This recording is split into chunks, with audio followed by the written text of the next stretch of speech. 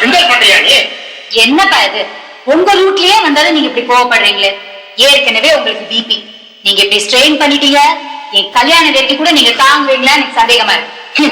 அதையும் பாப்போமா பாப்போம். அந்த சீனி வரட்டும், நான் அவனை அழிக்கிறேன். சார், வளர்த்த கடா முட்டை வந்த பச்ச செடி முள்ளானா போன ஜன்ம பாவமடி அம்மாள். தொட்டிலே பாம்பிருந்தா தோளிலே புலி கிடந்தா பெற்றவங்க தலையெழுத்து அம்மாள். பெற்றவங்க தலையெழுத்து.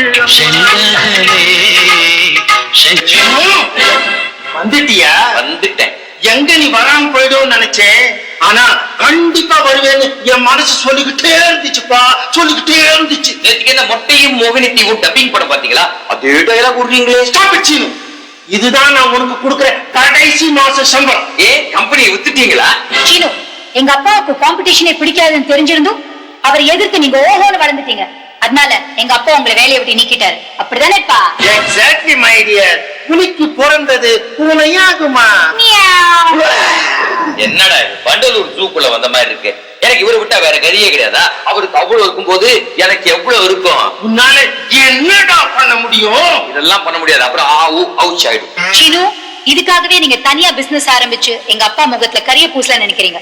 அதுதான் முடியாது. ஏன் முடியாது? ஊர்ல இருக்கிற அத்தனை பேரையும் வளைச்சு போட்டு இந்த ஜேபியை தலைகுனிய வைக்கிறேன்.